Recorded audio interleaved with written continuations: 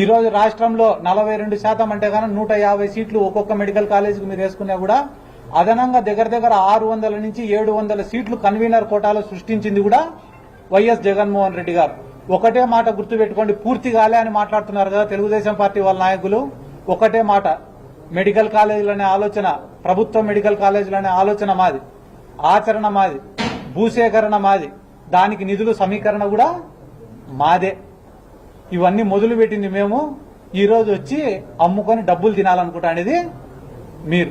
కాబట్టి ఇవన్నీ కూడా మీ దృష్టికి తీసుకొని వస్తూ ఈ రోజు మమ్మల్ని అడ్డుకోవచ్చు, హౌస్ అరెస్ట్ చేయొచ్చు. ఈ రోజుతో ఈ ఉద్యమం అయితే ఆగిపోదు కదా.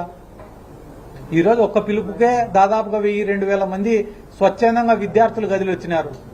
అడుగడుగునా ఇన్ని బ్యారికేడ్లు, ఇన్ని పోలీసులను పెట్టినారంటేనే ఎంత స్పందన వచ్చిందనేది వాళ్ళే ఆలోచన చేసుకోవాలని చెప్పి ఈ సందర్భంగా కూడా నేను తెలియజేసుకుంటూ ఈరోజు మా యొక్క నిరసన కార్యక్రమానికి మద్దతు తెలపడానికి వచ్చిన కాటసాని రాంభూపాల్ రెడ్డి గారికి, అదే రకంగా దారా సుధీర్ గారికి, ఓబుల్ రెడ్డి గారికి, శ్రీధర్ రెడ్డి గారికి, నాయిరెడ్డి గారికి, అలాగనే ఇక్కడ ఉన్న పెద్దలకు అందరికీ కూడా మరొకసారి నా ధన్యవాదాలు తెలుపుకుంటూ సెలవు తీసుకుంటాను.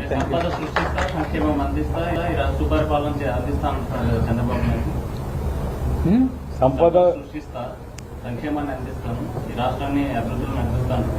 నేను ప్రధానమంత్రిని అయితా, అమెరికా అధ్యక్షుడిని అయితా. నేను ఈ మాట చెప్తున్నా చూడు ఎంతమంది నవ్వుతున్నారు. ఇప్పుడు ఆయన చెప్పేది కూడా అట్లనే అవుతున్నారు అందరూ.